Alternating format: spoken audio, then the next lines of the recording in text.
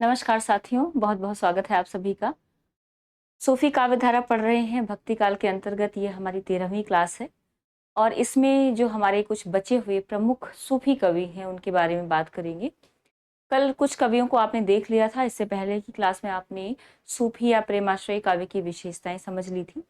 तो आज इसी क्लास को कंटिन्यू करेंगे और देखते हैं कौन कौन से हमारे महत्वपूर्ण कवि बचे हुए हैं। आवाज़ आपको क्लियर होगी, किसी तरह की कोई प्रॉब्लम नहीं होगी, स्क्रीन विजिबल होगी, मुझे एक बार कंफर्म कर देंगे। नीलम जी, प्रकाश भारती जी, रिंकी जी, कोमल जी, जितने लोग जुड़े हैं सभी का बहुत बहुत स्वागत। शुरुआत करेंगे आज मुल्ला दाऊद की। ठीक है, मुल्ला दाऊद से शुरुआत करेंगे और जितने भी राइटर हो चुके हैं आप नंबरिंग करते जाइएगा। मुझे याद नहीं है प्रॉपर कि कितने हमने कर लिए हैं अब तक, तो आप देखिएगा कि कितने आप लेखकों को, कवियों को अब तक डिस्कस कर चुके हैं। आज की क्लास के पहले हमारे कवि होंगे मुल्ला दाऊद। और मुल्ला दाऊद की रचना की शुरुआत करेंगे। रचना इनकी कौन सी है? रचना है चंदायन। रचना कौन सी है? चंदायन।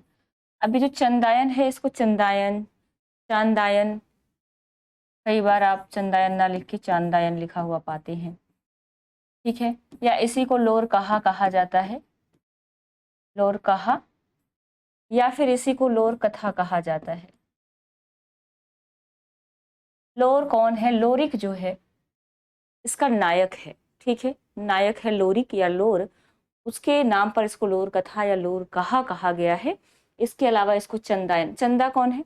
चंदायन की बात करें, चंदा जो है इसकी नायिका है, तो नायक और नायिका दोनों के नाम पर ही इसके नाम मिलते हैं, ध्यान रखेंगे। और समय जब हम देखते हैं 1379 ईस्वी, समय क्या है इसका?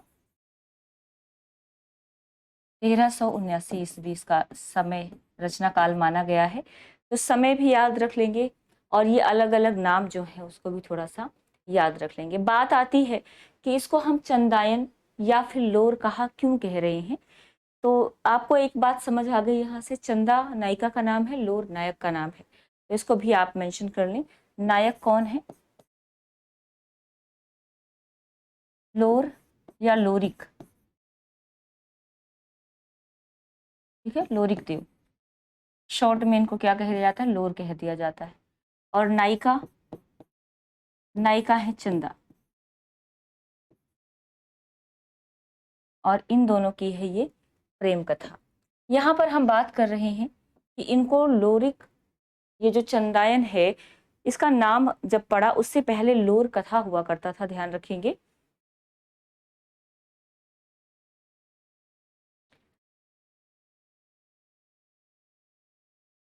और डॉक्टर परमेश्वरी लाल गुप्त की हम बात कर रहे हैं। डॉक्टर परमेश्वरी, डॉक्टर परमेश्वरी लाल गुप्त, गुप्त ने क्या नाम दिया इसको? ध्यान रखेंगे, चंदायन।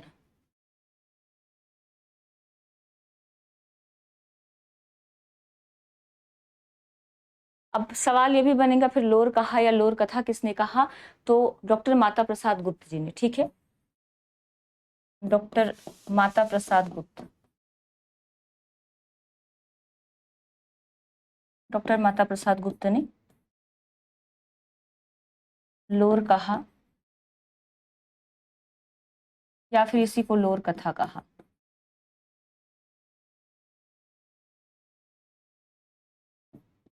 इसके विषय में एक बात और ध्यान रखेंगे, वैसे तो हम जब बात कर रहे हैं सूफी काव्य की, तो ज्यादातर ऐसे माना जाता है विद्वानों के द्वारा कि सूफी काव्य परंपरा में यानी फारसी शैली में लिखा हुआ मिलता है। लेकिन डॉक्टर माता प्रसाद गुप्त हैं, इसको भारतीय परंपरा का आख्यान बोलते हैं, तो इसको आप नोट करके आगे मेंशन कर लेंगे। डॉक्टर माता प्रसाद गुप्त ने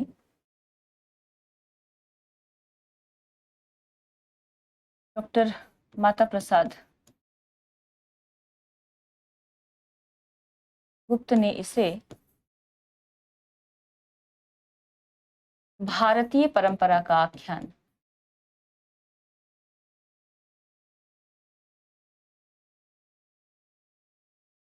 भारतीय परंपरा का आख्यान सिद्ध किया है। ये कहते हैं कि पूरी तरह ये भारतीय परंपरा का आख्यान या कथा है। तो ये फारसी शैली में नहीं लिखी गई है बल्कि भारतीय शैली में लिखी गई है। किसने माना है? नाम याद रख लेंगे, डॉक्टर माता प्रसाद गुप्त जी ने। इन्होंने ही इसको लोरिक या लोर कथा कहा है। और जब हम चंदायन की बात करते हैं, इससे पहले ये लोर कथा ही था। जब चंदायन नाम पड़ा परमेश्वरी लाल जी के द्वारा, जब सबसे पहले इसका नाम चंदायन दिया गया, उसके बाद से डॉक्टर नगेंद्र भी इस चीज का उल्लेख करते हैं कि तब से इसको चंदायन कहना ज्यादा उचित हो गया है। ठीक है, चल। हाँ, लोर कथा या लोर कहा है। ठीक है, आगे बढ़ेंगे।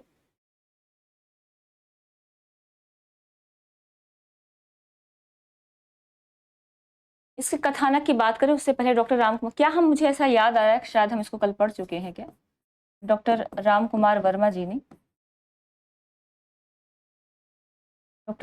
वर्मा ने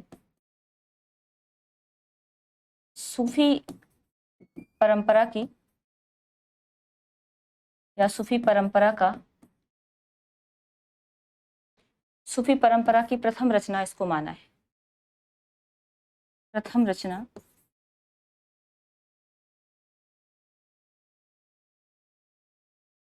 तो किसने किसको पहली रचना मानी है वो आप ऑलरेडी देख चुके हैं, लेकिन जो भी विशेष रचना आएगी उसके साथ आप उसको मेंशन करते चलेंगे, ताकि जब आप रिवीजन करने बैठें तो एक ही रचना में आपको सारी चीजें दिखाई दे जाएं, इसके अंदर क्या क्या चीजें आपने याद रखनी है।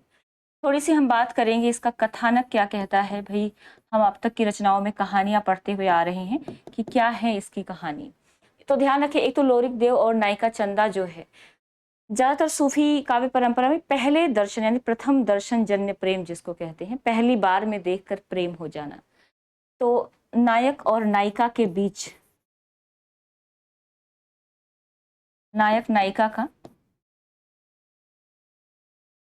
प्रथम दर्शन जन्य यानी प्रथम दर्शन से जन्मा प्रेम इसके अंदर दिखाया गया है। आगे कहानी बढ़ती है तो नायक जो है नायिका के लिए योगी बनकर निकल पड़ता है। नायक का योगी बनकर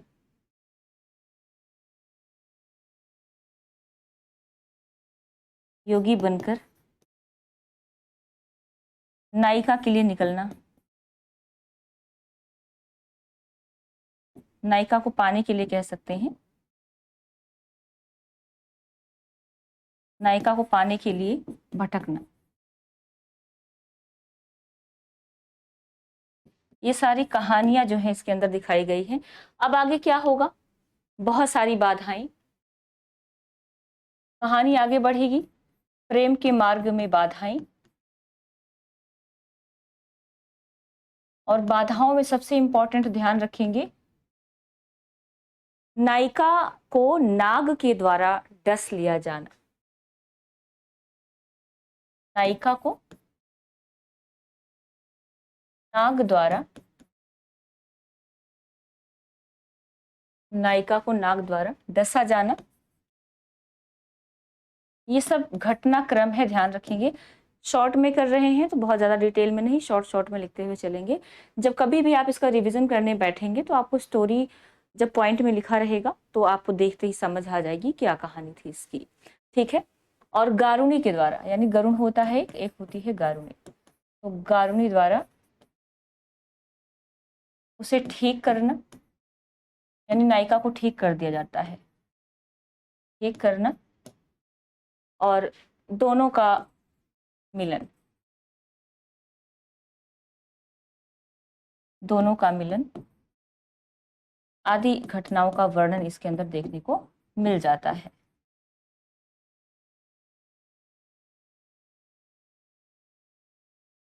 तो ये इसकी विषय वस्तु थी, या आप कह सकते हैं इसका सारांश था। कैसे मुसीबतें आती हैं रास्ते में, सभी मुसीबतों को झेलते हुए ये लोग आगे बढ़ते हैं। नायिका को एक नाग के द्वारा डस लिया जाता है और गारुणी के द्वारा नायिका को ठीक कर दिया जाता है। और नायक जो है वो योगी के भेष में भी भटक रहा है नायिका से मिलने के लिए, और फाइनली जब नायिका ठीक होती है उसी समय नायक आता है और दोनों का मिलन हो जाता है। कहानी यहाँ पर आकर समाप्त हो जाती है। तो ये क्या था? हमारा जो है लोरिक या लोर कथा थी, जिसको आपने इस वाली क्लास में देख लिया है। पहली क्लास है एमपी टेट 2 के लिए। हाँ, जो भी देखो क्लास होगी। अब राजेंद्र जी देखो, अभी एमपी 2 का मेरे पास सिलेबस नहीं है। अब मैंने कहा था सिलेबस भेज दो, फिर हम बात करेंगे, क्योंकि इतना टाइम है नहीं कि मैं बैठ के सिलेबस ढूंढूंगी। तो बेटर होता है कि अगर आप सिलेबस भेज देते हैं, थोड़ा आसान हो जाता है मेरे लिए भी। दूसरे रचनाकार की बात करेंगे। रचनाकार है मंझन, और मंझन की जो रचना है उसका नाम क्या है? मधुमालती। रचना मधुमालती।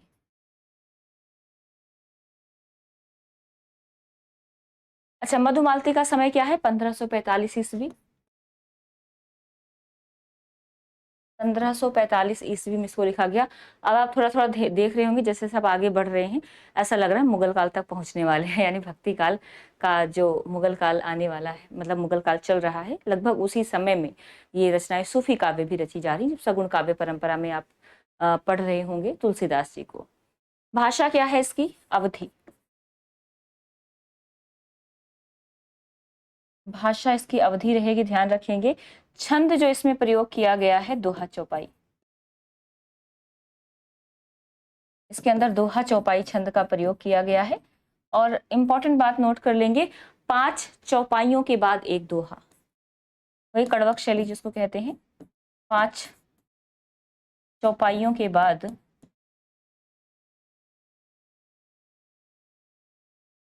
एक दोहा।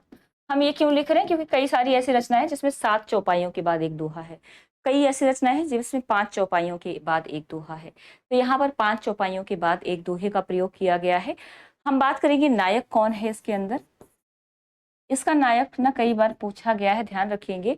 मनोहर कुमार पूछा जाता है। मनोहर कुमार किस सूफी काव्य परंपरा का नायक है? तो वो इसी काव्य का नायक आप देख पाएंगे। इसमें नायिका की बात करेंगे तो नायिका तो नाम से ही आपको पता चल गया होगा, क्योंकि रचना किस पर आधारित है? मधुमालती की रचना है, तो जाहिर सी बात है मधुमालती जो है हमारी नायिका। यहाँ तक क्लियर है? अच्छा, नायक और नायिका कहाँ से संबंधित है, लिखना चाहें थोड़ा सा आप इसको भी एड ऑन कर सकते हैं। ठीक है, कनेसर नगर के राजा है। ये मनोहर कुमार कौन है? कनेसर नगर के राजा का पुत्र है। कनेसर नगर के राजा, नाम क्या है उनका? कनेसर नगर के राजा सूरजभान का पुत्र। सूरजभान के पुत्र हैं ये। ठीक है, और नायिका की बात करेंगे तो मधुमालती जो है महारस नगर की जो है राजकुमारी है। महारस नगर की राजकुमारी।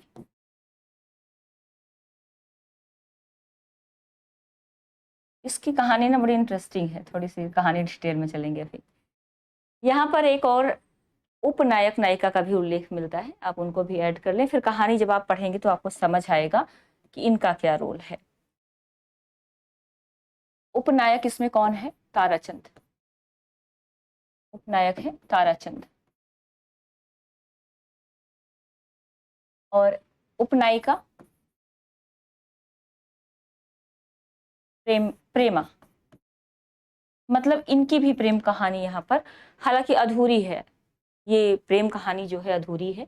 अब आते हैं अपने कथानक पर, थोड़ा सा एक बार समझ लें, उसके बाद हम बात करेंगे। देखो जूली जी, इसीलिए सारी क्लासेस ओपन कर दी गई हैं, क्योंकि अगर बाई चांस, क्योंकि कोई भरोसा नहीं, जब से केवीएस का एग्जाम हुआ ना, अब किसी भी आयोग पर या किसी भी बोर्ड पर भरोसा उठ गया है। ऐसा लग रहा था केवीएस का पेपर इतनी जल्दबाजी में करवाया है 2 महीने के अंदर कि सिलेबस भी ढंग से पूरा नहीं होने दिया। ऐसा लगता था जैसे 2 महीने के अंदर अंदर अभी ज्वाइनिंग लेटर पकड़ा देंगे हाथ में और सारे बच्चों को ज्वाइनिंग लेटर मिल जाएगा, सब ज्वाइन करके आराम से नौकरी कर रहे होंगे। आप जानते हैं आज तक केवीएस का रिजल्ट नहीं आया है, फाइनल रिजल्ट नहीं आया है। तो आप देखो कितनी जल्दी मची हुई थी, इसीलिए सारी क्लासेस रिकॉर्डेड भी ओपन कर दी गई है। इन केस ईएमआरएस भी, उसको भी कहीं जल्दबाजी महसूस होती है कि जल्दी जल्दी पेपर करवाना है, तो ये ना रहे कि आपका कोई पोर्शन जो है अधूरा रह गया। इसलिए आप इंतज़ार मत करिए कि सारी क्लासेस होंगी तभी आप नोट्स बनाएंगे। आपके पास समय है, सारी क्लासेस आपको मिल गई हैं, आप सारी रिकॉर्डेड क्लासेस देखकर उससे नोट बना लें। और जब आपकी लाइव क्लासेस होती हैं तो अपने नोट्स लेकर बैठें, ताकि कुछ अगर एड ऑन करना हो या कुछ भी चेंजेस हैं तो उसके अंदर आप उसको कर सकते। वैसे चेंज कुछ नहीं होगा, कुछ एक्स्ट्रा चीजें कभी ऐड करनी हो तो आप वो कर सकते हैं, ठीक है।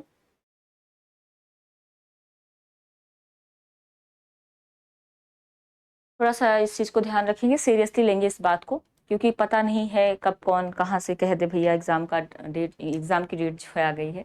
वैसे इस महीने में तो नहीं होगी, अक्टूबर लास्ट या सितंबर तक उम्मीद है। तो अब हम आते हैं कथानक पर। मनोहर कुमार इसका नायक, मधुमालती नायिका, कनेसर नगर के राजा सूरजभान के पुत्र हैं ये, महारस नगर की राजकुमारी है ये।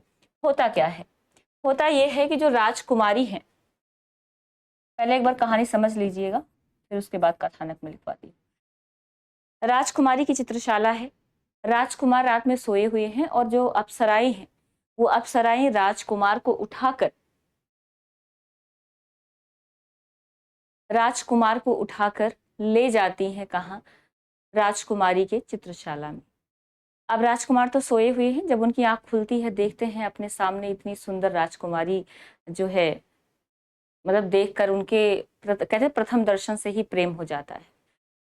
अब फिर दोनों थोड़ी देर रहते हैं, उसके बाद जैसे ही राजकुमार फिर से सोता है, जब दोबारा उसकी आंख खुलती है तो वो देखता है कि वहां से वो वापस आ चुका है। यानी पहला दर्शन कराकर उसको फिर से वहीं छोड़ दिया गया जहां से उसको लेकर जाया गया था। अप्सराएं जो हैं, जो अप्सराएं थी उनको लेकर गई थी, वापस लाके उसको छोड़ जाती हैं। अब चूंकि उसने राजकुमारी को देख लिया, अब उसके मन में बार बार मतलब प्रेम तो उत्पन्न हो चुका है, मिलने की इच्छा जागृत होती है, और यहाँ से फिर उसका संघर्ष जो है शुरू होता है। वो भी निकल पड़ता है उसकी तलाश में कि भाई जो मधुमालती है कहाँ मिलेगी। तो मधुमालती की तलाश में निकल पड़ता है योगी का वेश धारण करके, और रास्ते में उसको प्रेमा मिलती है। प्रेमा को एक राक्षस जो है उठाकर ले जा रहा था, तो प्रेमा की वो मदद करता है, प्रेमा को वहां से छुड़ाता है। प्रेमा उसको अपने पिता के पास ले जाती है, पिताजी को सारा वृत्तांत सुनाती है कि ऐसे ऐसे मेरे साथ हो रहा था, इन्होंने मुझे बचाया। अब पिताजी बड़े प्रसन्न हो जाते हैं, वो भी राजकुमारी है, तो कहते हैं कि इनके साथ ही विवाह हो जाए तो कितना बढ़िया रहे। लेकिन प्रेमा कहती है कि मैंने इनको अपना भाई माना है और मैंने इनसे जो मधुमालती है उनसे मिलाने का निश्चय किया है, तो मैं इनके साथ विवाह नहीं कर सकती। तो राजकुमार कुछ समय वहां रहते हैं, और संयोग से जो प्रेमा है वो मधुमालती की क्या निकलती है, सहेली निकलती है। दोनों का मिलन हो जाता है।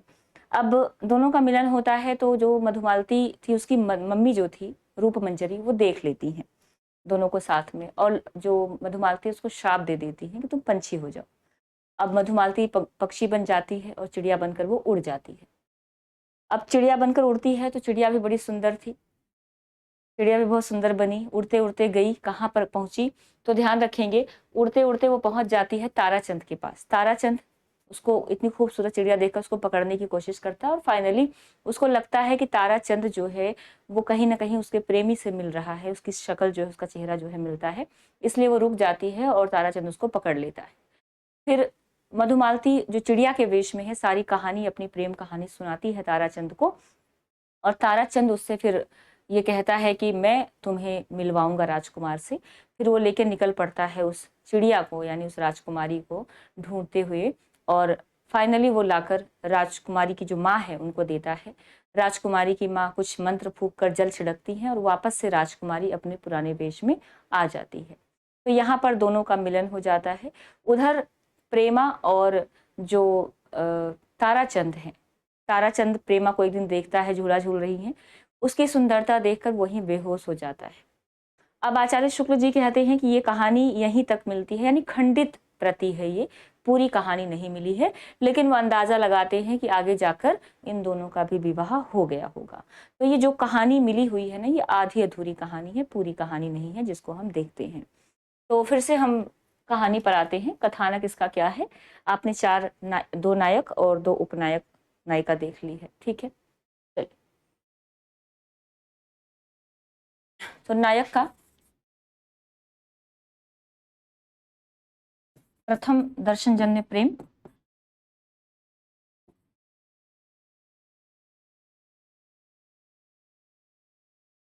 योगी होकर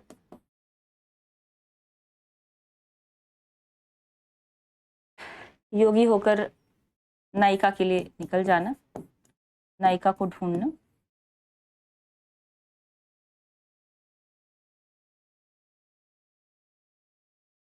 अब रास्ते में वो ढूंढता हुआ जाएगा, तो प्रेमा को राक्षसों से बचाना, प्रेमा को राक्षस से बचाना, ये सारी कहानियां जो है इसी क्रम में आगे बढ़ती रहती है। फिर क्या होता है, नायिका की माँ का, नायिका की माँ के शाप के कारण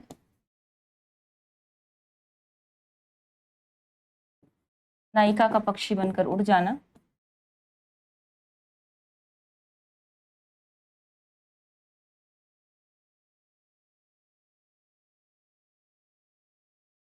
पक्षी बनकर उड़ जाना, मतलब ये घटनाक्रम ऐसे चलेगा, ठीक है।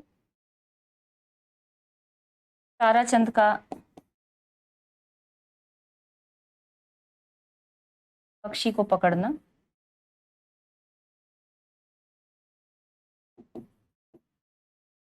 उसके आगे की कहानी क्या है, नायिका का शाप मुक्त होना,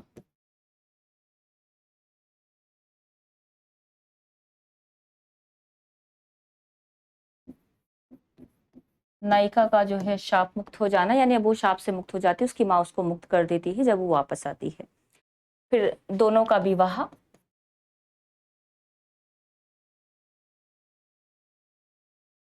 दोनों का विवाह हो जाता है, और ताराचंद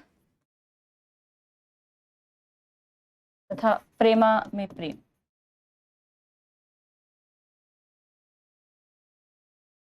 तो ये जो है कहानी यहाँ तक समझ आ गई होगी आपको।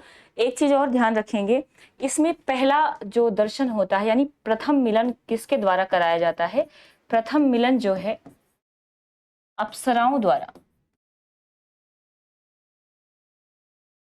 प्रथम मिलन अप्सराओं द्वारा करवाया जाता है।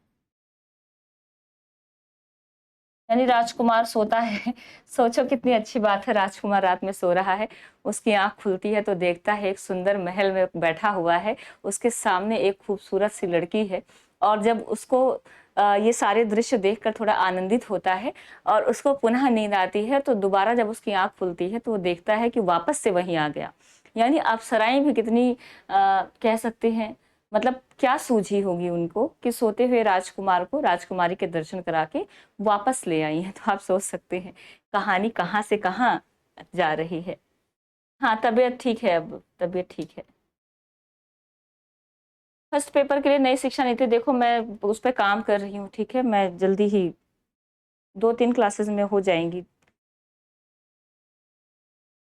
आगे बढ़ेंगे। इसमें ध्यान रखेंगे, एक तो नायक को एक पत्नीवादी दिखाया गया है, नायक को एक पत्नी, एक पत्नी मैं क्यों कह रही हूँ, क्योंकि इससे पहले या इसके बाद बहुत सारी ऐसी रचनाएं पढ़ेंगे जहां पर एक से ज्यादा पत्नियों का जिक्र हुआ है। एक पत्नीवादी दिखाया गया है, प्रेमा से विवाह नहीं करता है, इसका प्रमाण है कि वो केवल एक ही नायिका को प्रेम करता है, ठीक है। यहां से एक चीज और याद रख लेंगे, ये जो मधुमालती है, मधुमालती के आधार पर और भी, जैसे नुसरती नाम के एक कवि हुए हैं, उन्होंने दक्षिणी उर्दू में एक रचना की थी, तो ये भी थोड़ा सा आप मेंशन कर सकते हैं कि दक्षिण के शायर,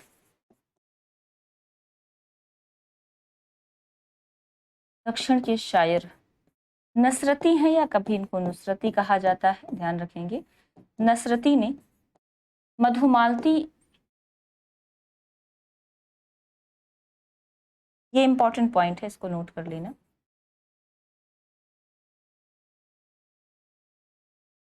मधुमालती के आधार पर दक्षिणी उर्दू में,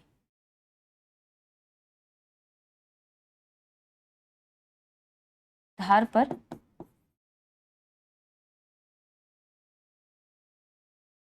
दक्षिणी उर्दू में किस नाम से रचना की, गुलशन इश्क, याद रखेंगे रचना का नाम गुलशन इश्क।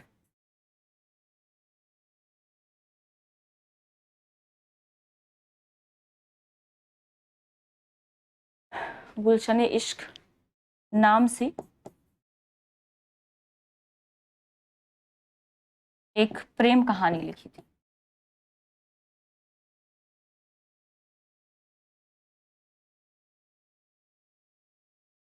तो ये नुसरती या नसरती का नाम भी याद रखेंगे। इनकी रचना कौन सी है? गुलशन इश्क। कब लिखा गया था? 1700 विक्रमी संवत। समय इसका याद रख लें, विक्रमी संवत 1700 में। अब आप ईसवी सन बनाते रहिएगा, ठीक है। हाँ, पद्मावत में रतन सेन नागमती को छोड़कर पद्मावती की खोज में निकल जाते हैं, बिल्कुल। तो वहां पर एक पत्नी से ज्यादा है, इसलिए इनको एक पत्नीवादी दिखाया गया है। क्योंकि प्रेमा भी बहुत, उसको उसके लिए शब्द प्रयोग किया गया महासुंदरी, मतलब वो भी सुंदर थी, लेकिन उसके प्रेम को ठुकरा देते हैं। मतलब उसके पिताजी, वो तो स्वयं कहती है कि मैंने इनको अपना भाई माना है, लेकिन पिताजी का ये था कि विवाह हो जाए, इन्हीं के साथ अच्छा सा दामाद मिल जाएगा। आगे बढ़ेंगे। इसकी एक पंक्ति है, पंक्ति भी नोट कर लें। इसके बारे में मंझन की एक पंक्ति है, ध्यान रखेंगे। क्योंकि सूफी की जब हम बात करते हैं, कहते हैं ईश्वर कहाँ पर मिल सकता है? इसी प्रेम के अंदर तो ईश्वर मिलेगा, क्योंकि ईश्वर प्रेम के वर्णन का उद्देश्य क्या है? ईश्वर को प्राप्त करना, यानी ईश्वर से कनेक्ट होना। तो कहते हैं कि देखत ही पहचाने तो ही। ये पूछी जा सकती है किसकी पंक्ति है? देखत ही पहचाने तो ही, मतलब देखते ही तुम्हें पहचान लिया, तो ही मतलब तुम्हें, देखत ही पहचाने तो ही, एही रूप, एही रूप जेहि छदेव मोहि। छदेव मतलब एक तरह से कह सकते हैं छलना, है ना। छदेव मोहि, वो रूप जिसने मोहे मुझे छल लिया, यानी मोहित कर दिया, ठीक है, मोहि।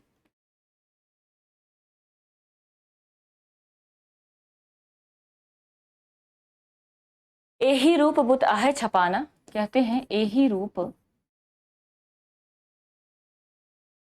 बुत आहे छिपाना। बुत क्या? पुतला। ये जो शरीर है ना, इस शरीर रूपी ये जो शरीर रूप का पुतला है, इसी के अंदर छिपा हुआ है आगे कौन? ये ही रूप रब सृष्टि समान। कहते हैं यही रूप रब सृष्टि समाना। ईश्वर इसी रूप में सृष्टि में समाया हुआ है। तो अब देखो यहाँ पर इन पंक्तियों में आप समझ पा रहे होंगे कि ये जो इंसानों का रूप है ना, उसी के माध्यम से कहा गया है कि रब अर्थात ईश्वर इसी रूप के माध्यम से सब में समाया हुआ है, तो कहीं अलग नहीं ढूंढना है। ये किसकी पंक्ति है? मंझन की पंक्ति है, ध्यान रखेंगे। चलिए, देखत ही पहचाने तो ही, एही रूप जेहि छदेव मोही, एही रूप बुत आहे छिपाना, एही रूप रब सृष्टि समाना। तो इसको भी आप नोट कर लेंगे।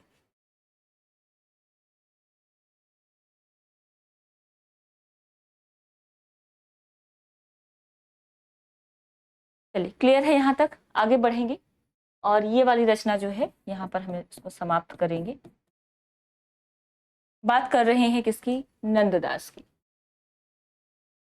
वैसे नंददास को आप भक्ति काल में पढ़ेंगे, लेकिन इनकी एक रचना जो साहित्यकारों के द्वारा प्रेमाश्रयी काव्य परंपरा के अंदर काउंट की गई है, वो है रूपमंजरी।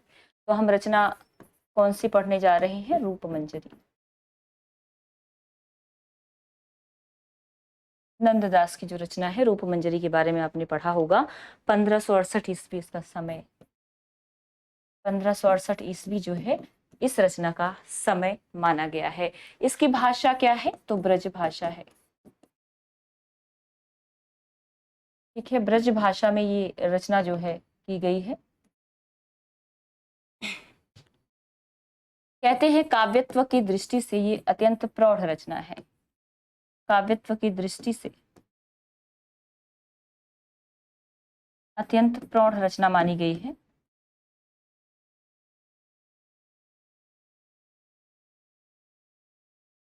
मतलब काव्य के जो तत्व है ना, उसके अंदर ज्यादा अच्छे से दिखाई देते हैं अन्य रचनाओं की तुलना में, इसलिए इसको प्रौढ़ कहा गया है।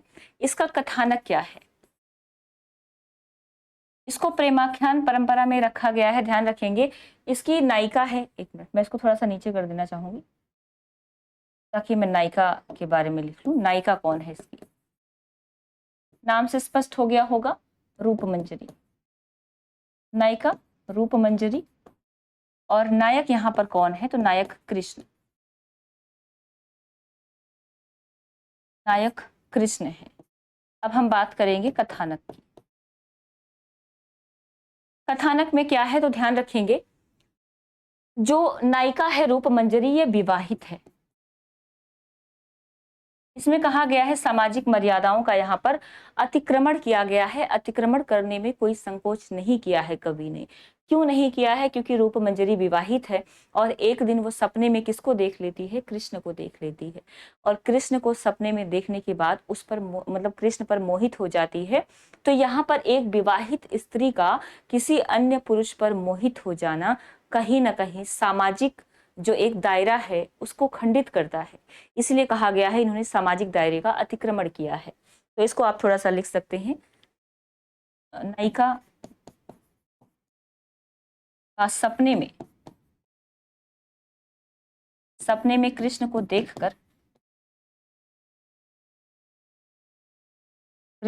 देखकर मोहित हो जाना।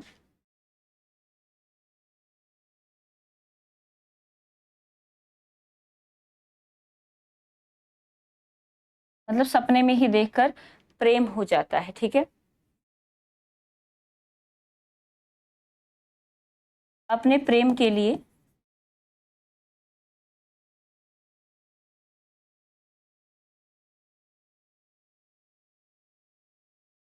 अपने प्रेम के लिए वह दाम्पत्य, मतलब जो उसका अपना दाम्पत्य जीवन है, परिवार तथा समाज की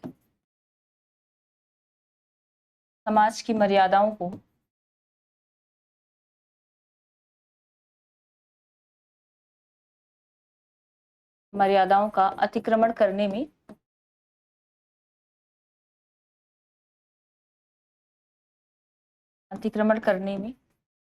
पीछे नहीं हटती।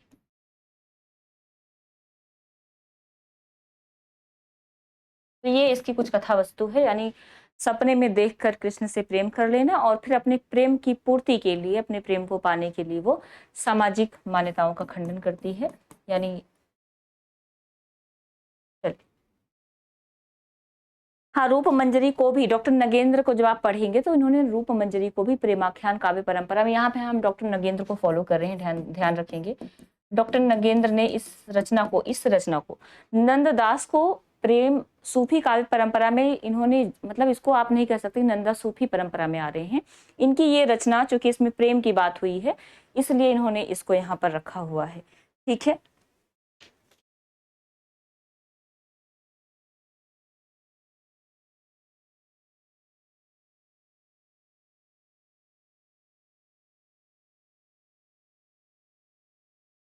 इन्होंने लिखा हुआ है कि इन्होंने इस परंपरा का निर्वहन किया है। इस परंपरा का निर्वहन करते हुए कभी आपसे पूछ लिया जाए कि नंददास को प्रेमाख्यान काव्य परंपरा, मतलब रूप मंजरी को प्रेमाख्यान काव्य परंपरा में किसने रखा है, तो डॉक्टर नगेंद्र का नाम याद रख लीजिएगा।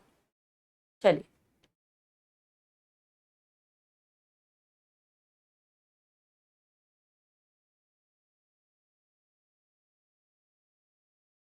आगे बढ़ेंगे।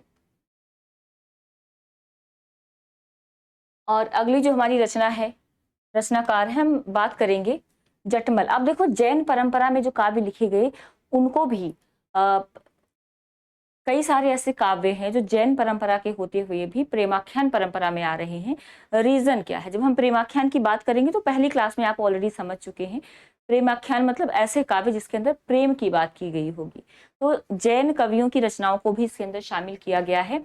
ऐसे ही एक रचना है प्रेम विलास प्रेमलता की कथा, ठीक है। हम जटमल श्रावक, जैन श्रावक हैं जटमल, जैन श्रावक कौन है, जटमल की बात कर रहे हैं। जटमल का नाम याद रखेंगे। इनकी भी एक रचना है जो इस परंपरा के अंतर्गत आती है। रचना इनकी कौन सी है, तो प्रेम विलास प्रेमलता की कथा, प्रेम विलास प्रेमलता की कथा।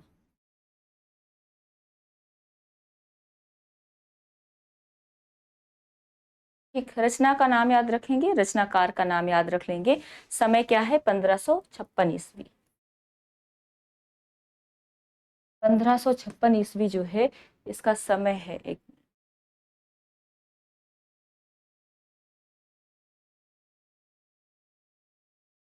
चलिए, इसका आरंभ जयनाय नमः से हुआ है। आरंभ कब किससे हुआ है? जयनाय नमः। और फिर उसके बाद हुआ है आत्म परिचय। देखो यहाँ से ना कभी आपको ये ना दिया जाए कि रचनाकार कौन है, जैसे दे दिया गया प्रेम विलास प्रेमलता की कथा का आरंभ किसकी स्तुति से हुआ है, तो वहां पर स्तुति में ध्यान रखेंगे जयनाय नमः, यानी जैन की जय के साथ इसकी शुरुआत की गई है। तो ये भी अपने आप में एक महत्वपूर्ण बात हो गई। छंद क्या है? दोहा चौपाई। छंद जो है दोहा चौपाई इसके अंदर रखा गया है। और कथानक की तरफ चलते हैं तो इसका कथानक आप देखिएगा, इसके अंदर ध्यान रखेंगे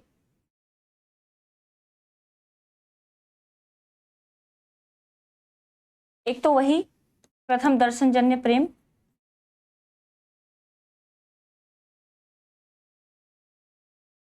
प्रथम दर्शन जन्य प्रेम यानी पहले पहली नजर का प्यार कह सकते हैं। ठीक है, जिसमें लोकोत्तर घटनाओं की प्रधानता है।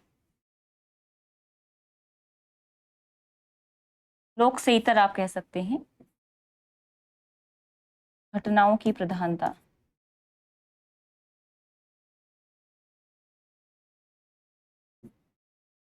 इसके अलावा हम बात करेंगे, कहते हैं इसकी जो कथा वस्तु है वो मौलिक है,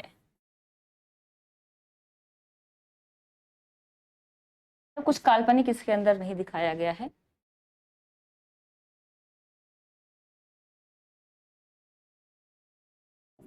ठीक है, दोनों प्रेम करके गुप्त विवाह करके, गुप्त विवाह करके घर से भाग जाते हैं।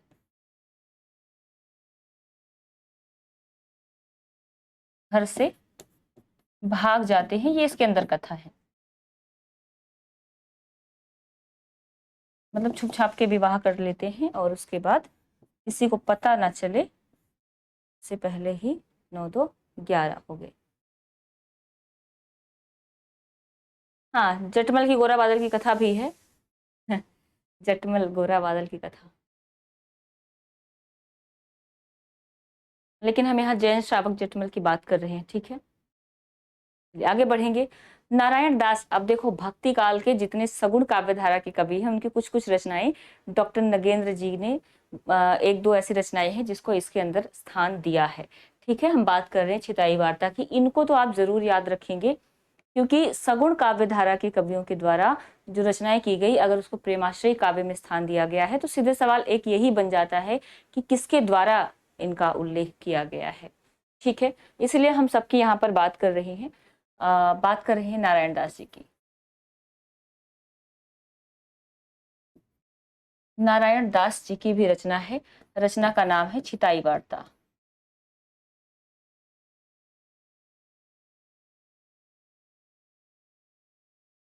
छिताई वार्ता ये फिर सूफी काव्य परंपरा में आने वाली रचना, डॉक्टर नगेंद्र के अनुसार 1590 ईस्वी में इसको इन्होंने लिखा था।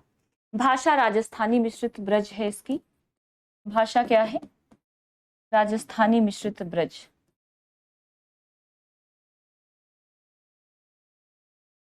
राजस्थानी मिश्रित ब्रज भाषा का यहाँ पर प्रयोग किया गया है। और छंद वही है दोहा चौपाई। छंद जो है वो दोहा चौपाई आपको यहाँ पर भी मिल जाती है। इसके अलावा हम नायक और नायिका की बात कर लेते हैं। तो नायक यहाँ पर ध्यान रखेंगे एक राजकुमार है, इसका नाम नहीं मिलता है। नायक के बारे में बस राजकुमार शब्द का प्रयोग किया गया है। और नायिका जो है वो छिताई है। नायिका कौन है? छिताई। छिताई वार्ता से ध्यान समझ आ रहा होगा आपको कि छिताई की बातचीत, छिताई वार्ता यानी छिताई की बातचीत। ठीक है, हाँ 1590 ईस्वी की रचना है, बिल्कुल जूली जी। अब ये जो छिताई वार्ता है ना, डॉक्टर नगेन जी कहते हैं बिल्कुल पद्मावत की तरह का काव्य है। अब उसी समय का चल रहा है, ध्यान रखेंगे, जो यहाँ पर भी अलाउद्दीन खिलजी है, जैसे पद्मावत में वो पद्मावती के पीछे पड़ा हुआ है, वैसे ही छिताई वार्ता में छिताई के पीछे पड़ा हुआ है। और इसके अंदर भी वही राघव चेतन है, और राघव चेतन वही काम करता हुआ दिखाया गया है जो उसने पद्मावत में किया है। तो आप इसको जोड़ सकते हैं, दोनों को लिंक कर सकते हैं। यहाँ से सवाल बन जाता है कि बिल्कुल उसी तरह का काव्य या जिसमें अलाउद्दीन खिलजी का जिक्र किया गया है कौन सा है, तो वो छिताई वार्ता है। इस चीज को भी ध्यान रखेंगे। ठीक है, तो पद्मावत का इसको आप नोट करके लिख सकते हैं। जो पद्मावत का राघव चेतन है, पद्मावत को मैंने सबसे लास्ट में रखा हुआ क्योंकि एक क्लास में खत्म नहीं होगा, इसमें बहुत सारी चीजें हैं। सबसे सूफी काव्य परंपरा का सबसे मेन या प्रतिनिधि करने वाला जो काव्य है वो आपका पद्मावत ही रहेगा, इसलिए हम इसको लास्ट में पढ़ेंगे। तो पद्मावत का राघव चेतन,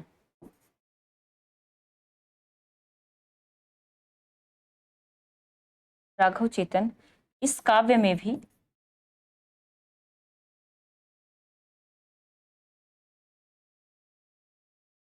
दौत्य कर्म का पालन करता है।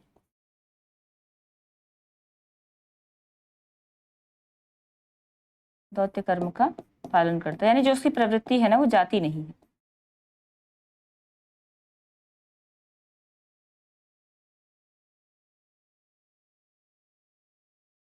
हाँ, नगेंद्र जी हजारी प्रसाद द्विवेदी से भी आगे निकल गए, बिल्कुल। डॉक्टर नगेंद्र जी तो बहुत सारी रचनाएं जो है, चिताई वार्ता है, प्रेम विलास है ना, रूप मंजरी है, और कई सारी रचनाएं हैं जिसका उल्लेख करते हैं। यहाँ पर एक कथन आता है डॉक्टर नगेंद्र जी का, कहते हैं अनेक अन्य दृष्टियों से भी, अनेक अन्य दृष्टियों से भी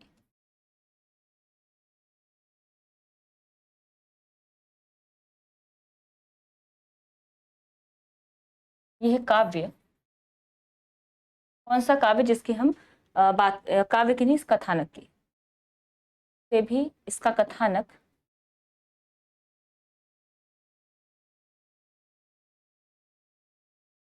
देखो, इस वाले कथन से कैसे आप जोड़ पाएंगे, एक सवाल यहां से ध्यान रखेंगे। पद्मावत से प्रभावित सिद्ध होता है, कथानक पद्मावत से प्रभावित सिद्ध होता है।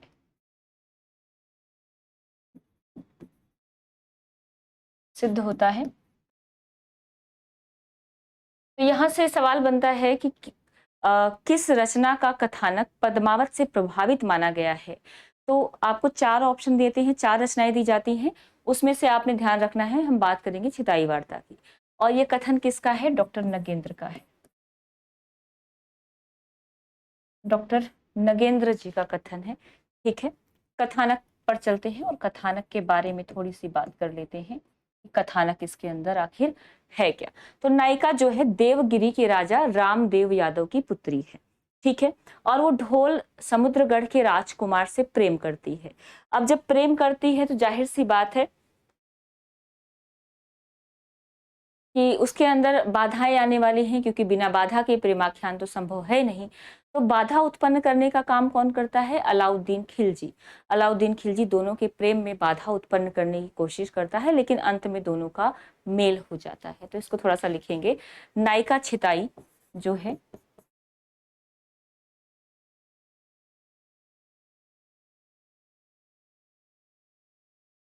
देवगिरी के राजा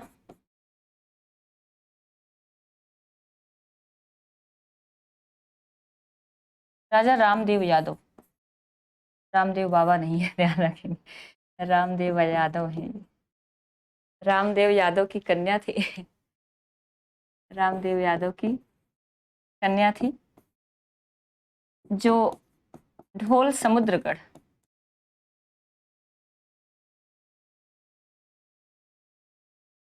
समुद्रगढ़ के राजकुमार से प्रेम करती,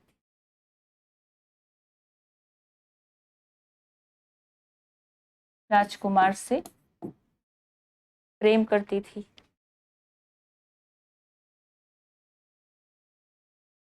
प्रेम करती थी और विवाह करना चाहती थी। ये मैंने थोड़ा सा डिटेल में लिख दिया, विवाह करना चाहती थी।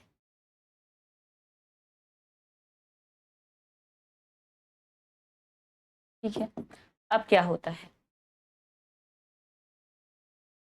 खलनायक है राघव चेतन, बिल्कुल खलनायक ही है राघव चेतन एमपी जी। अब प्रेम तो हो गया, विवाह की इच्छा रखते हैं दोनों, लेकिन यहाँ पर अलाउद्दीन खिलजी के द्वारा, अलाउद्दीन खिलजी द्वारा, इसको ना मैं अगले पेज पे लिख देती हूँ।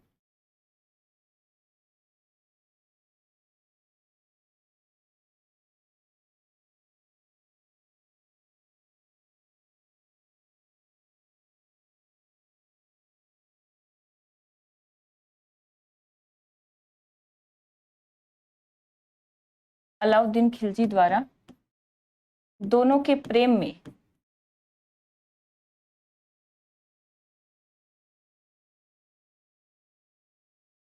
बाधा उत्पन्न की जाती है।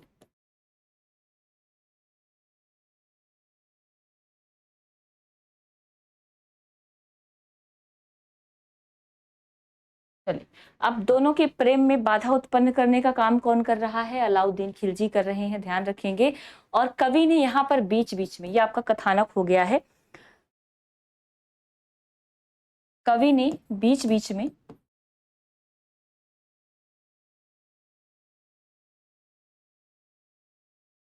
लोक नीति के तत्वों का भी निरूपण किया है। लोक नीति संबंधी तत्वों का लिख लो।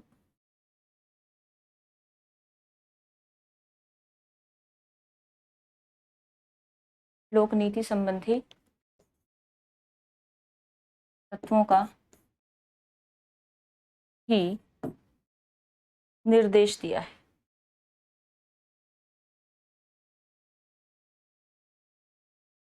मतलब कुछ सामाजिक बातें भी इसके अंदर इन्होंने बताने की कोशिश की है।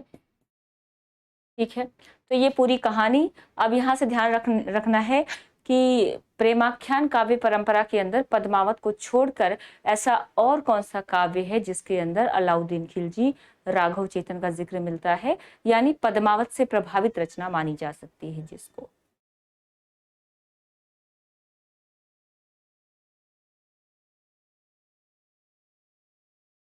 देवगिरी के यादव वंश, उड़ीसा।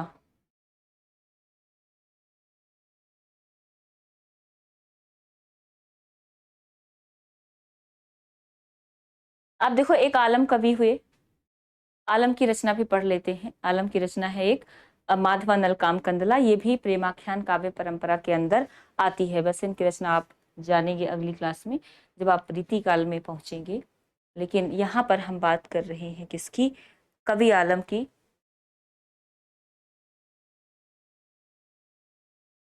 और इनकी रचना का नाम क्या है? जो देखो, हम उन रचनाओं की बात कर रहे हैं जो इस पर्टिकुलर प्रेमाख्यान के अंदर आ रही है।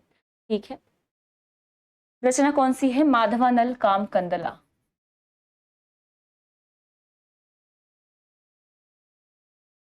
माधवानल काम कंदला नाम की, वैसे माधवानल काम कंदला नाम की आपको एक से ज्यादा रचनाएं मिल जाती हैं। 1584 ईस्वी इसका रचना काल माना गया है, 1584 ईस्वी। ठीक है, इसकी भाषा क्या है? तो भाषा इसकी है अवधी, भाषा है इसकी अवधी। और यहाँ पर हम बात करें तो चौपाइयों में ध्यान रखें, 5 अर्धालियों के बाद एक दोहा है। 5 चौपाइयों के बाद, वैसे इन चौपाइयों को ना अर्धालियां कहा जाता है। 5 अर्धालियों के बाद एक दोहा, 5 चौपाइयों के बाद एक दोहे की परंपरा यहाँ पर अपनाई गई है। कहते हैं काव्यात्मक दृष्टि से देखें, ये नगेंद्र जी का मत है, काव्यात्मक दृष्टि से अत्यंत मार्मिक और सरस रचना है। अत्यंत सरस एवं मार्मिक रचना।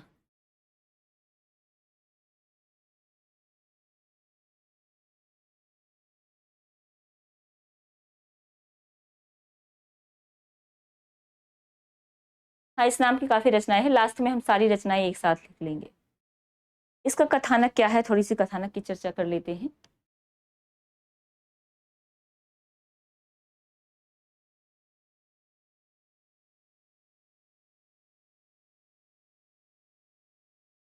अभी तक आपने देखा कि हर रचना कहीं ना कहीं पूर्व जन्म से किसी न किसी प्रकार जुड़ी रही थी, लेकिन सबसे इंपॉर्टेंट ध्यान रखेंगे, इस वाली जो माधवानल कामकंदला है, इसके अंदर केवल एक ही जन्म की कथा का उल्लेख किया है। ठीक है, तो इस कथा में अच्छा, माधव जो है, ध्यान रखेंगे, माधव और कामकंदला, कामकंदला जो नायिका है और माधव जो है इसका नायक है। कथा में एक ही जन्म के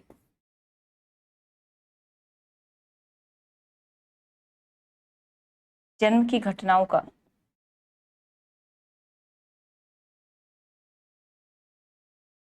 एक ही जन्म की घटनाओं का वर्णन जो है मिलता है।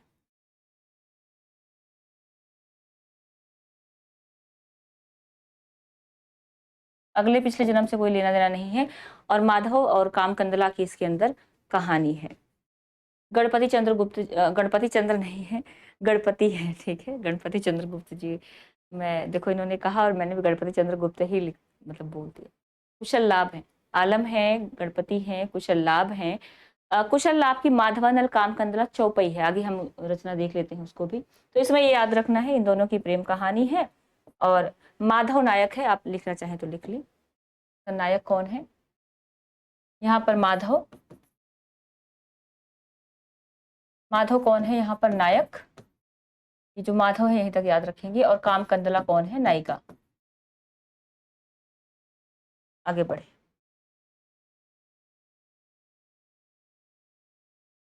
अगली रचना है कुशल लाभ की, देख लेते हैं। कुशल लाभ,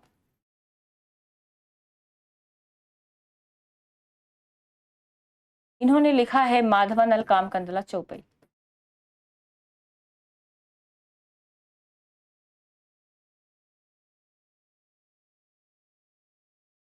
चौपाई, ठीक है।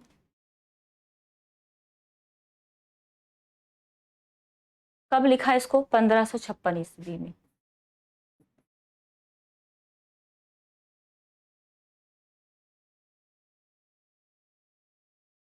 हाँ, जो देखो कुशल लाभ की है ना, कुशल लाभ वैसे राजस्थान से संबंधित है।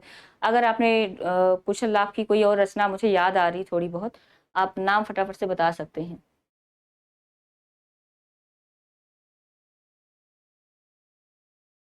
ढोला मारूरा दुहा, हाँ, जो राजस्थानी रचना है, तो राजस्थानी भाषा के कवि रहे हैं। नायक यहाँ पर भी वही है, नायक माधव, नायिका कामकंदला। भाषा क्या है? राजस्थानी। भाषा इनकी राजस्थानी है। और कथानक की बात करें, चौपाइयों की हम बात करें, दोहा, सोठा, साथ में गाथा। ठीक है, गाथा शब्द का, क्योंकि यहाँ पर गाथा या गाहा आपने सुना होगा, तो चौपाइयों के बीच में केवल दोहा नहीं है,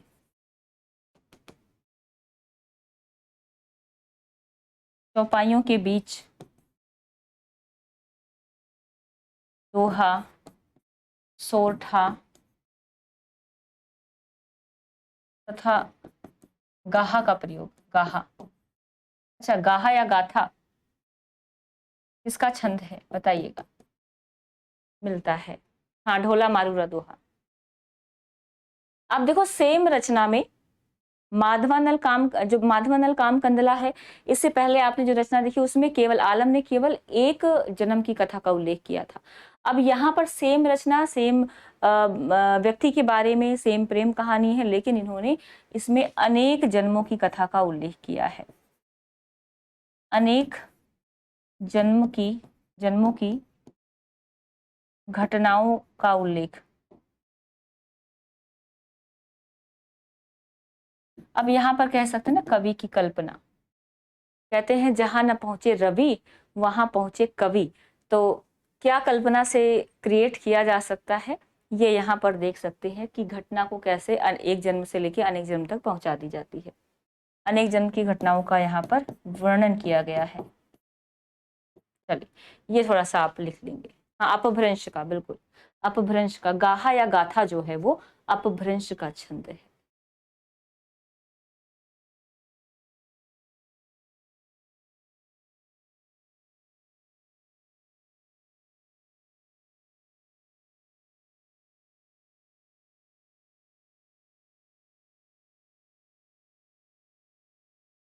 एक और रचना देखेंगे और लगभग मुझे लगता है 1 घंटे की क्लास हुई क्या, 8:30 7:30 बजे हमने शुरू की थी क्लास, 1 घंटे की क्लास हो गई। 2 रचनाएं और देख लेंगे या एक रचना और देख लेंगे, जैसा भी आप कहेंगे। चलिए उस्मान की हम बात कर रहे हैं। अगले जो हमारे कवि हैं वो उस्मान है। उस्मान इंपॉर्टेंट रहेंगे। अभी तक जो रचनाएं आप, ये मुख्य रूप से जितने इसकी परंपरा में मेन रूप से कवि भी शामिल होने वाले हैं उनको थोड़ा सा हाईलाइट करेंगे। जिनकी केवल एक एक रचना शामिल है उनको तो आप एक रचना के साथ याद रखेंगे, ठीक है। इनकी रचना का नाम क्या है? उस्मान की रचना ध्यान रखेंगे, चित्रावली की हम बात कर रहे हैं। अच्छा, चित्रावली का समय क्या माना गया है? 1613 ईस्वी। अब ये जो 1613 ईस्वी आप समय देख रहे होंगे, इससे आप रिलेट कर पा रहे होंगे कि मुगल काल में किसका समय चल रहा होगा। फटाफट से बता सकते हैं ये किसके समकालीन थे। तो समकालीन कई बार पूछा जाता है, तो आप ध्यान रखेंगे ये किसके समकालीन थे। तो जहांगीर के समकालीन थे। जहांगीर के समकालीन हुआ करते थे मुगल काल के अंदर। इन्होंने अपना उपनाम रखा था मान।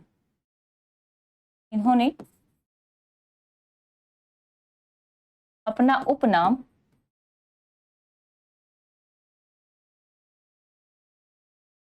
मान रखा था।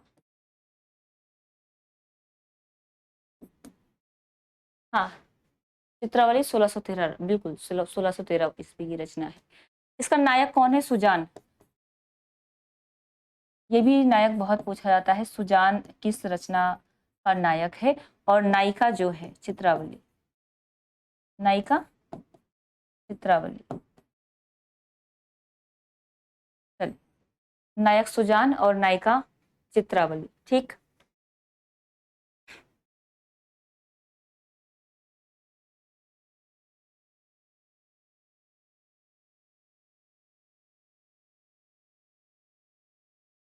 अच्छा, इनके गुरु का नाम भी ध्यान रखें। गुरु कौन थे इनके? कहा जाता है कि ये जो हैं बाबा हाजी बाबा के शिष्य थे।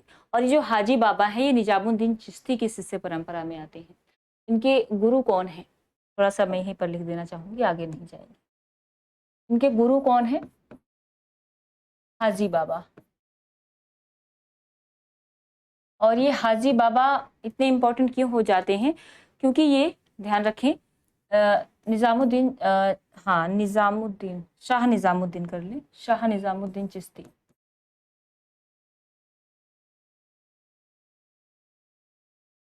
निजामुद्दीन चिश्ती के शिष्य थे ये। और इनके शिष्य कौन थे? तो इनके शिष्य उस्मान थे। ये थोड़ा सा आप याद रखें।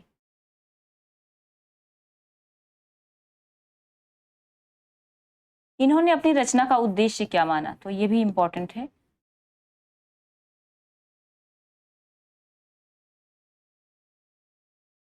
रचना का उद्देश्य,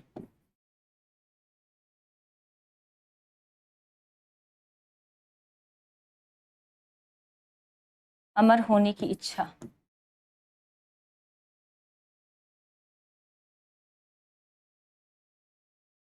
कि रचना करने के बाद मैं अमर हो जाऊंगा। और एक तरह से देखा जाए तो अमर ही हो गए हैं, क्योंकि पता नहीं 1613 ईस्वी के व्यक्ति हैं जब ये रचना लिखी गई होगी, और आज 2023 में हम इनको पढ़ रहे हैं। तो जाहिर सी बात है रचना करके अमर हो गए, कोई इसमें दो राय नहीं है, ठीक है। अच्छा, दूसरा इनके बारे में कहा जाता है कि इन्होंने एक तो अमर होने की इच्छा से लिखा, दूसरा जो इन्होंने चित्रावली लिखी है उसके लिखने के बाद इन्होंने दूसरे कवियों को चैलेंज दिया कि मुझसे अच्छी चित्रावली पर कविता लिखकर दिखाओ। और ये जो है क्या कहते हैं, जाकी बुद्धि होय अधिकाई। कहते हैं कि जाकी बुद्धि, ये पूछा जाता है, ध्यान रखिए कि किसकी पंक्ति है। जाकी बुद्धि होय अधिकाई, अधिकाई मतलब जिसके पास ज्यादा बुद्धि हो। खुला चैलेंज है, अब आप करके दिखाइए। आन कथा कह कहे बनाई, आन कथा, आन मतलब दूसरी, आन कथा कह कहे बनाई, यानी अगर सॉरी, आन कथा एक कर ले, आन कथा एक कहे बने, कह नहीं है एक। कहते हैं कि जाकी बुद्धि होय अधिकाई, आन कथा एक कहे बनाई, यानी जिसकी बुद्धि मुझसे ज्यादा हो वो इसी प्रकार की दूसरी कहानी बनाकर दी। ये क्या है, चित्रावली की तरह रचना करने का, या रचना करने की चुनौती कवि ने अन्य कवियों को दी है।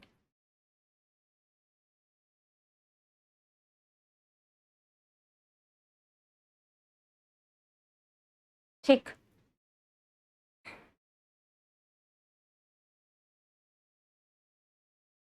हाँ, रीतिकाल में सारी लगभग नायिकाएं सुजान ही हुआ करती थी। सुजान का अर्थ चतुर भी होता है, सुजान का अर्थ हाँ सु और ज्ञान से भी लगाया जाता है, यानी ज्ञान की प्राप्ति कर लेना। और सुजान का मतलब कृष्ण भी होता है, तो कई सारे अर्थ निकल जाते हैं। अब यहाँ भी आपने देखा अब तक 5-5 अर्धालियों के बाद एक दोहा होता था। इस रचना में क्या है, 7 अर्धालियों के बाद दोहा है। 5 नहीं है भाई, 7 है। 7 अर्धालियों के बाद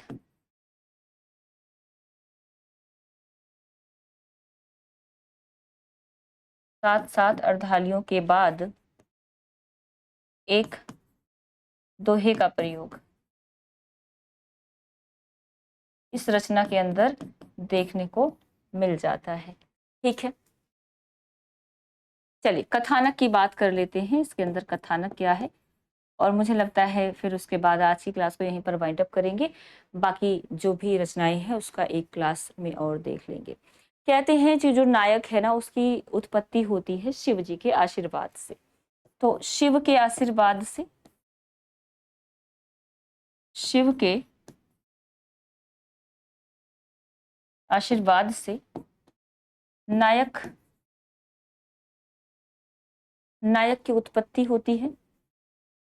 अब नायक जो है उसको देवताओं के द्वारा सोते हुए उठा लिया जाता है। ठीक है, और कहाँ पहुंचा दिया जाता है, नायिका के रंग महल में। तो सोते हुए नायक को देखो, कहीं पर कोई अप्सरा उठा के ले जा रही, कहीं पर कोई देवता ही उठा के ले जा रहे। सोते हुए नायक को देव द्वारा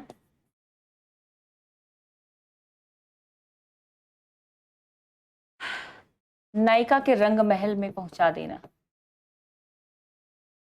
नायिका के रंग महल में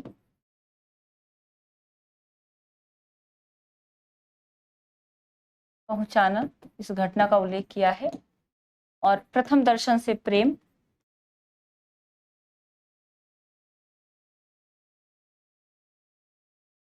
मुझे लगता है सारे काव्य परंपराओं के अंदर सूफी काव्य परंपरा ही ऐसी परंपरा रही है जो पढ़ने में थोड़ी सी इंटरेस्टिंग लगती होगी, है ना। चलिए,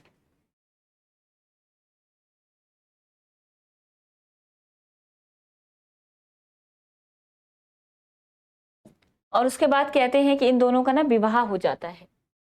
नायिका का विवाह, आप देखें दोनों का विवाह।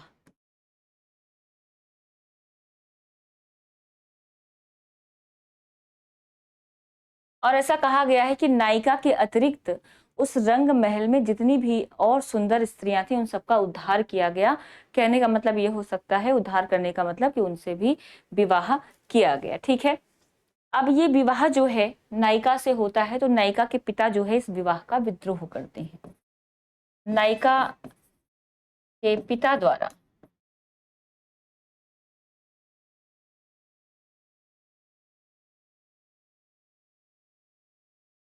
विवाह का विद्रोह,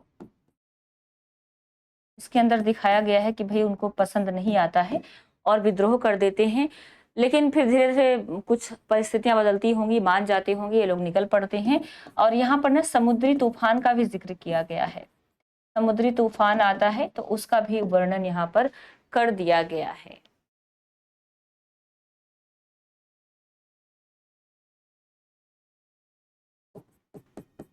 आदि का वर्णन, तो ये कुछ कहानी है और आप देख सकते हैं किस कहानी के अंदर समुद्री तूफान की बात की गई है। चलिए,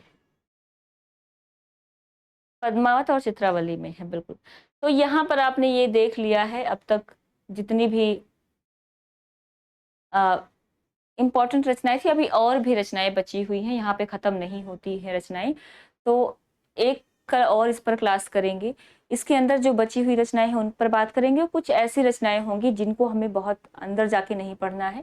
रचना और रचनाकार का नाम जो हमारी इस काव्य परंपरा के अंतर्गत आती हैं उनको एक क्लास में देखेंगे। उसके बाद जो हमारी इंपॉर्टेंट रचना है पद्मावत, उस पर आएंगे और अगले 2 क्लासेस में आप पद्मावत को देखने वाले हैं। उसके बाद आपका ये जो सूफी काव्य परंपरा है समाप्त होगा, देन हम सगुण काव्य में प्रवेश करेंगे। तो मुझे लगता है ये क्लासेस आपको समझ आ रही होंगी। जो नए विद्यार्थी हैं, अगर किसी तरह की कोई प्रॉब्लम आपको लगेगी कि कोई टॉपिक, कोई कॉन्सेप्ट समझ नहीं आया, तो आप बेझिझक व्हाट्सएप कर सकते हैं, मैसेज कर देना कि ये टॉपिक क्लियर नहीं हुआ है या जो भी रीज़न है आपका ना समझने का। क्योंकि देखो, ऑनलाइन क्लास में ना फ़ायदा तो है, लेकिन अगर आप बोलेंगे नहीं, बस जो हो रहा है सुनते चले जाएंगे, तो शायद बेनिफिट नहीं होगा। अगर मुझे पता होना चाहिए कि आपको चीज़ें समझ में आ रही हैं। पुराने विद्यार्थियों को तो आ रही होंगी, मुझे पता है। मैं नए वालों के लिए बोल रही हूँ, खासकर उनके लिए जो बिल्कुल नए नए तैयारी में लगे हुए हैं। मतलब पहली ग्रेजुएशन करने के बाद, बीएड करने के बाद एकदम से लगा होगा कि हाँ अब आगे तैयारी करनी है, तो उन्होंने ज्वाइन कर लिया है। तो ये सारे नोट्स आप बनाते रहेंगे। नोट्स बनाने में कभी कोताही मत करना, क्योंकि ये नोट्स आपको फ्यूचर में बहुत काम आने वाले हैं। कभी मेरी तरह आप चाहें कि हम भी बच्चों को पढ़ा लें या कोई आपसे हेल्प मांगे, आप बताना चाहें, तो आपके नोट्स आपको बहुत हेल्प करेंगे। ठीक है, अब पता चला आपके पास कुछ है ही नहीं, अब आप अभी तो पढ़ रहे हैं, 4 साल बाद भूल जाएंगे तो किसी काम का नहीं रह जाएगा। फ्यूचर में आप क्या करेंगे नहीं पता होता। मैंने भी नहीं सोचा था मैं यहाँ ऑनलाइन आके पढ़ाऊंगी। ये तो अच्छा हुआ, मैंने अपने नोट्स बना रखे थे, कुछ चीज़ें मैंने किताबों से पढ़ रखी थी, अपने नोट्स बनाए थे, है ना। और मैं यहाँ पे खड़ी होकर इस चीज़ को कर पा रही हूँ।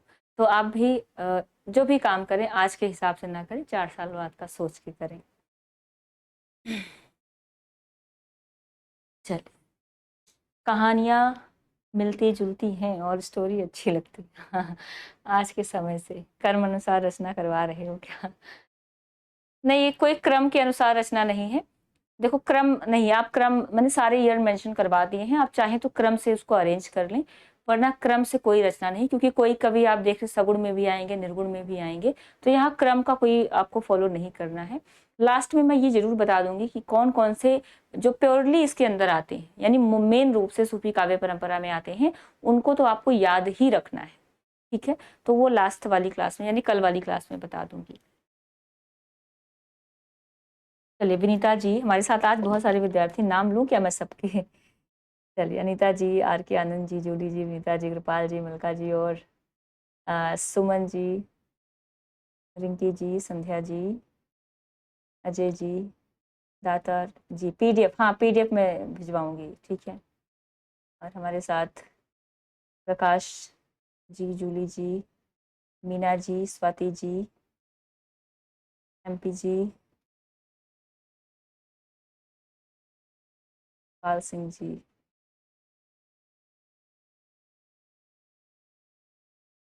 बहुत सारे विद्यार्थी हैं। हाँ, हूँ हुकारी भरते रहा करिए बीच में। बहुत सारे विद्यार्थी हैं, लेकिन जो कमेंट करते हैं उन्हीं को देख पाती हूँ, बाकी नंबर दिखते हैं कितने विद्यार्थी जुड़े हुए हैं। तो अनिल मौर्य जी हमारे साथ।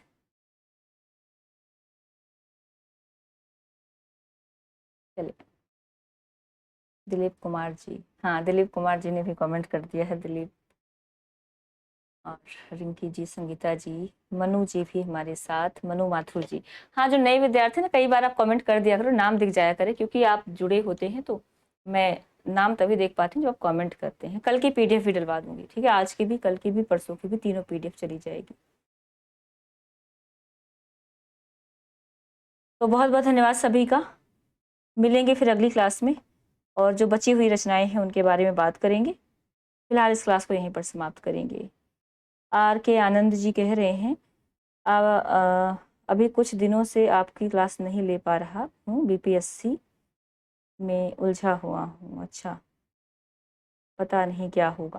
क्यों नहीं, कुछ अच्छा ही होगा। देखो, इतनी टेंशन नहीं लेना है, अभी जो है उसको करते रहिए, ठीक है, जो होता है अच्छा ही होता है, और आगे भी अच्छा ही होगा। बस मजबूती से अपना काम करते रहिए। अजय जी कह रहे हैं परसों ही कोर्स लिया है, तो बहुत बहुत स्वागत।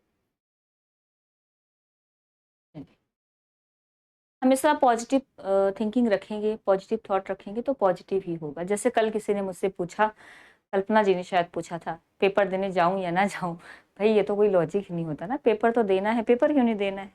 अब ऐसे थोड़ी ना कि जो नहीं पढ़ा है वही आएगा।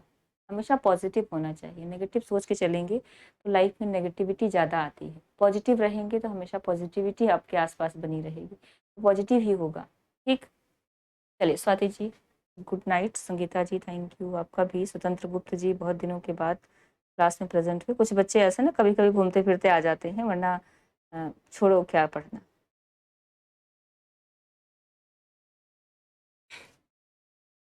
गुरुजी 4 क्लास का पीडीएफ, हाँ मैं 4 क्लास का कल भी आपने शायद बोला था, मुझे ध्यान नहीं रहा था, मैं भी एक बार चेक करवा लेती हूँ।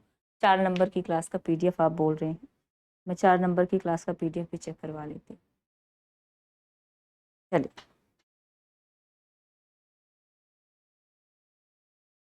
बहुत बहुत धन्यवाद सभी का, थैंक यू, शुभ रात्रि। मिलेंगे फिर अगली क्लास में, धन्यवाद।